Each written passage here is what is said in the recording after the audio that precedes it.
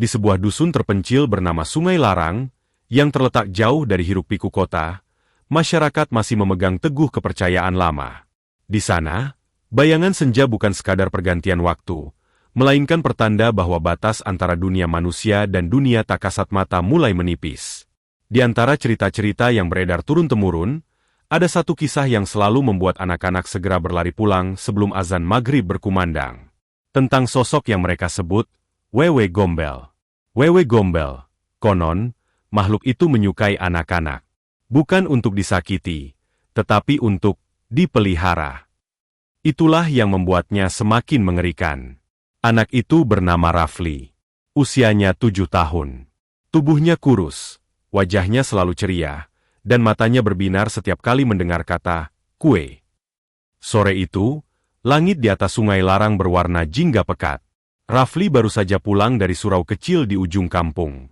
Hari itu ia pulang lebih lambat, karena salah satu temannya merayakan ulang tahun.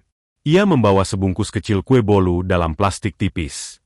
Rumahnya berada di dusun sebelah, dan satu-satunya jalan tercepat adalah melewati kebun aren tua. Kebun itu dikenal warga sebagai tempat yang tidak bersih. Pohon-pohon arennya menjulang tinggi. Batangnya hitam, kasar, dan berduri. Saat angin bertiup, pelepahnya bergesekan, mengeluarkan suara seperti bisikan panjang. Seolah ada sesuatu yang mengawasi dari atas.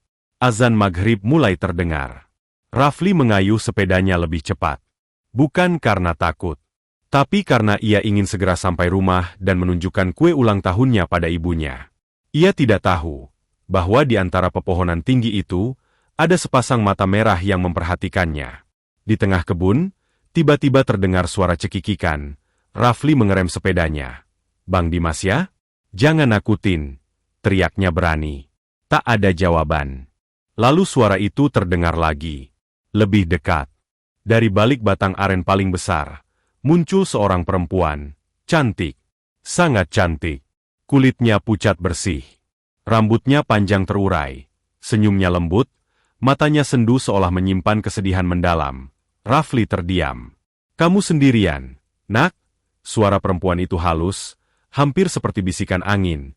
Rafli mengangguk pelan. Ayo, ibu punya makanan enak.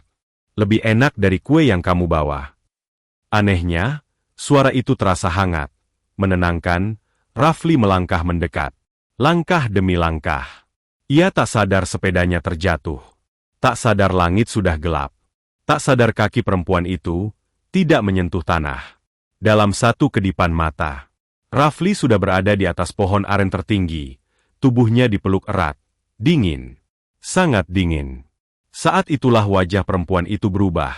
Matanya membesar. Kulitnya menghitam seperti terbakar. Bibirnya pecah-pecah. Dan dari dadanya, menggantung dua payudara panjang menjuntai hingga ke lutut. Rafli menjerit. Tapi suaranya seperti tertelan angin. Aku cuma ingin anak. Suara itu kini berubah serak dan penuh luka. Di sekeliling mereka, sarang besar dari ranting dan dedaunan kering tersusun seperti rumah kecil. Di sana terdapat sisa-sisa kain kumal, mainan rusak, dan tulang-tulang kecil hewan. Perempuan itu menyodorkan sesuatu pada Rafli. Sepotong daging berwarna coklat kehitaman. Dalam pandangan Rafli, benda itu terlihat seperti ayam goreng favoritnya. Ini, makanan kesukaanmu. Rafli hampir mengambilnya. Namun tiba-tiba, dari kejauhan terdengar bunyi. Tang, tang, tang. Suara panci dipukul. Suara wajan ditabuh. Suara kentongan bersahutan. Dan teriakan warga, memanggil nama Rafli. Makhluk itu menjerit marah. Jangan, jangan ambil dia. Tubuh Rafli terasa terlepas dari pelukan panjang itu. Di bawah, obor-obor menyala. Orang-orang berkerumun. Dan akhirnya, seseorang melihat ke atas. Itu, di atas pohon. Rafli ditemukan dalam keadaan linglung. Bajunya hilang, tubuhnya penuh lumpur kering, matanya kosong. Di rumah, seorang tetua kampung bernama Ki Sasmita memeriksa Rafli. Dia hampir memakan pemberiannya. Gumamnya pelan, warga terdiam. Menurut cerita lama, makhluk itu dulunya bernama Murni.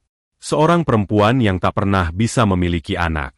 Suaminya menikah lagi, ia diusir, dihina, dikatakan tidak berguna.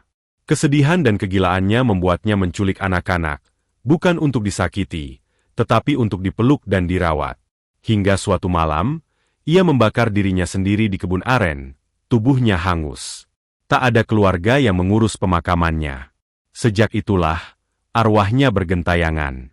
Malam itu, saat semua orang terlelap, Rafli terbangun. Ia mendengar suara tangisan di luar jendela. Tangisan perempuan, pelan, pilu.